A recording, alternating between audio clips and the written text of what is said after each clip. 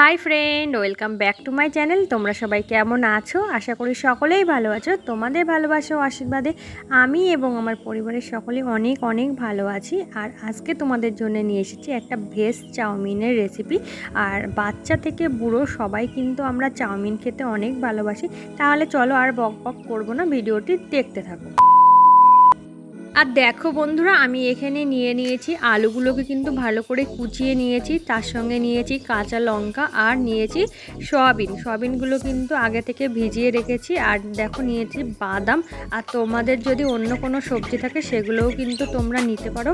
আমার কাছে এগুলোই ছিল, আমি এইগুলো দিয়েই বানিয়েছি। আর এদিকে দেখো চাউমিনটা আগে থেকেই সিদ্ধ করে নিয়েছি। আর দেখো কড়াইয়ের ভেতরে প্রথমে তেল দিয়ে তার ভেতরে আলুগুলোকে ভালো করে ভেজে নেবে। ভালো করে ভাজা হয়ে গেলে তার ভেতরে দিয়ে দিয়েছি লবণ আর একটু হলুদ। আর যখন এটা ভালোভাবে ভাজা হয়ে যাবে তারপরে কিন্তু এর ভেতরে দিয়ে দেবো লঙ্কার গুঁড়ো আর মিট মশলা। আর কিছু না, এই দুটো মশলা দিয়েই কিন্তু আজকের এই রেসিপিটা আমি বানাচ্ছি। আর কোনো রকম কিন্তু মাছ বা ডিম মাংস ছাড়াই কিন্তু চাউমিনটা হবে। আর এটা কিন্তু ভেজ চাউ। আর তোমরা কারা কারা চাউমিন খেতে ভালোবাসো অবশ্যই কিন্তু কমেন্ট বক্সে জানাতে ভুলবে না। আমি কিন্তু চাউমিন খেতে খুব ভালোবাসি। আর দেখতেই পাচ্ছ আলুগুলো কতটা হয়েছে। আর দেখো আমি প্রথমে কিন্তু তেলগুলোকে একটু ফাঁকা করে নিয়েছি, তার ভেতরে কিন্তু সয়াবিনগুলোকে দিয়ে দিয়েছি, কেননা সয়াবিন থেকে না হলে কিন্তু কাঁচা গন্ধ বেরোবে। আর তোমরা যদি আলাদা করে ভেজে নিতে পারো তাহলে কিন্তু আরও ভালো হয়। কিন্তু আমি কিন্তু মাঝখানটা ফাঁকা করে তার ভিতরে ভালো করে আগে সয়াবিনগুলোকে ভেজে নিয়েছি। আর সয়াবিনে তো কতটা পুষ্টিগুণ আছে তোমরা সবাই জানো।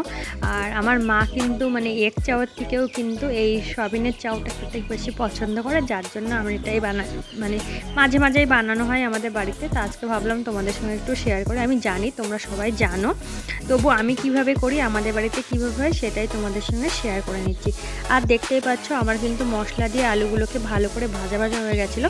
তার ভিতরে আমি দিয়ে দিয়েছি চাউমিনগুলো দিয়ে একটু ভালো করে নাড়িয়ে নিয়ে নামালেই কিন্তু আমার ভেজ চাউ রেডি হয়ে যাবে। আর তোমরা কারা কারা ভেজ চাউ খাবে চলে আসো। আর তোমরা কোন ধরনের চাউ খেতে পছন্দ করো সেটাও কিন্তু আমাকে কমেন্ট বক্সে জানাতে ভুলবে না। আর দেখো চাউমিনগুলো দিয়ে একটু ভাজার পরে আমি আর একটু লঙ্কার গুঁড়ো আর একটু মিট মশলা সেটা সরিয়ে দিয়েছি জাস্ট একটু টেস্টের জন্য। আর এই দেখো এইখানে কিন্তু আমি নিয়ে নিয়েছি, আমার কিন্তু এখানে চাউমিন রেডি হয়ে গেছে। এবার শুধু খাওয়ার পালা। তা তোমরা কারা কারা চাউমিন খাবে চলে আসো। আর আজকের এই ভিডিওটি এইখানে আমি শেষ করছি। তোমাদের কেমন লাগলো অবশ্যই কমেন্ট বক্সে জানাবে।